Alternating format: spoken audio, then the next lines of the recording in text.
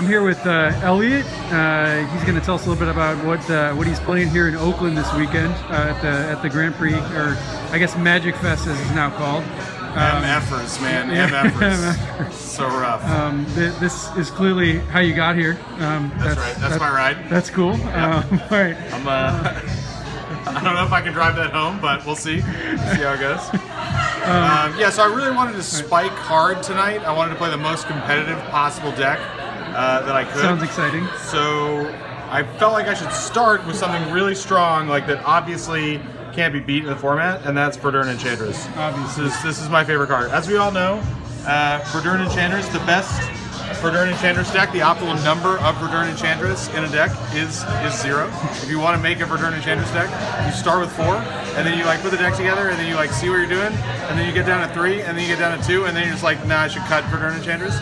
So I did cut to 3, as you can see, but I'm holding firm at 3. So you're 3/4 of the way there. Yeah, okay. I got 3/4 of the way to the optimal Verdurn Enchantress deck.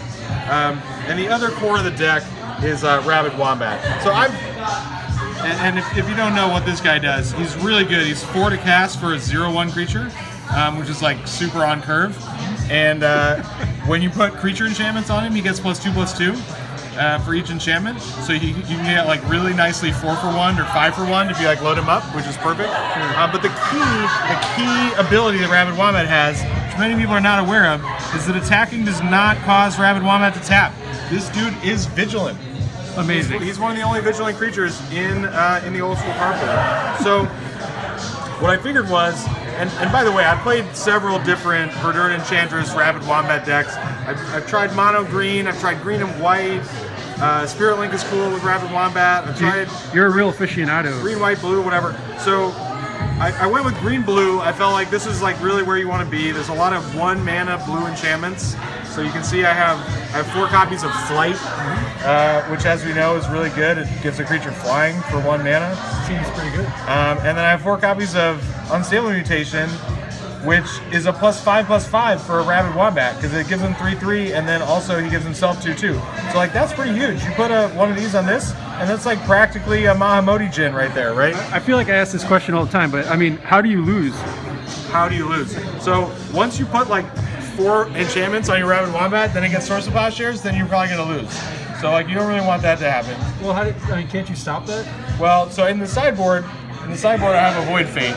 So that's pretty much my answer. Or I have Gloom also, because these are enchantments. See, the thing is, because you're playing Enchantress, you gotta play lots of enchantments. And like usually enchantments are not that good, but you're kind of incentivized to like pick, if you need some particular niche, like hey, I need something to like beat white cards, I'm gonna pick Gloom because it's an enchantment, right? Sure. Or I need something to beat like the Abyss, I'm gonna pick Concordant Crossroads because that's an enchantment, as opposed to Tranquility or whatever. Tranquility would totally fuck me up, so hopefully nobody's playing that. Okay, but here's the other thing. Because this guy is vigilant, he doesn't have to attack.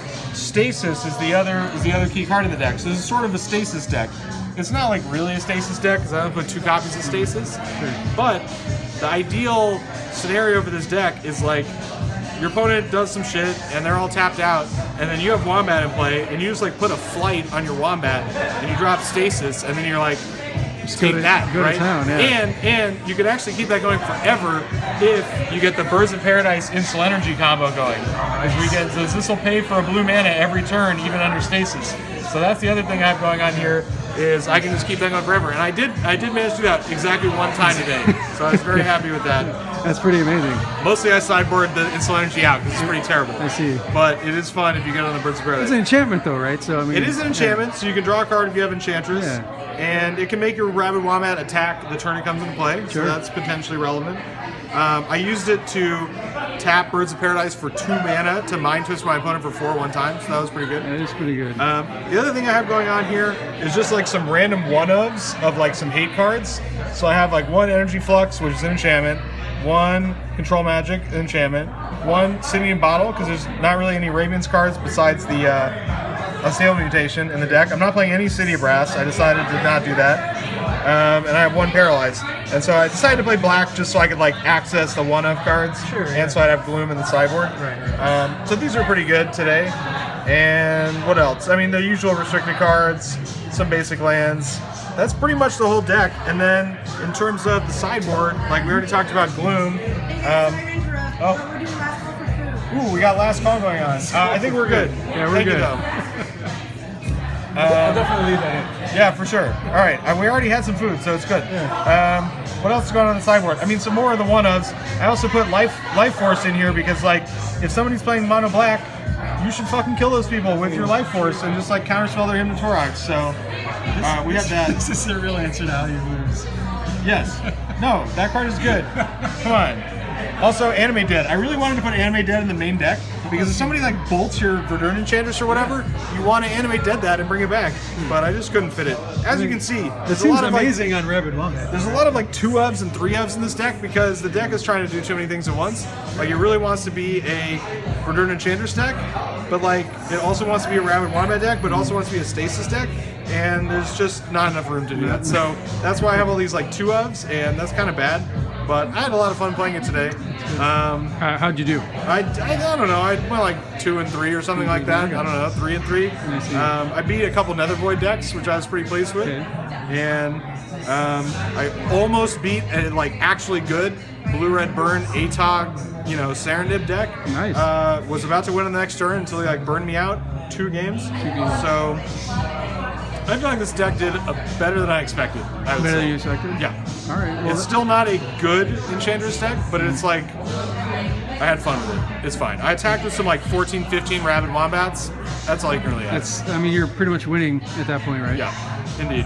Well, any words of wisdom for the viewers out there?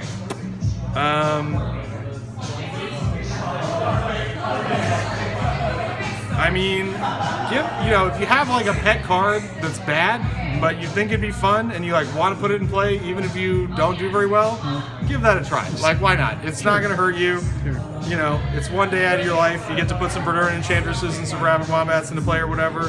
You want to put some like other crazy shit into play, go do that. That's a good time. Won't hurt I you endorse. and probably won't hurt your opponent. Indeed. Okay.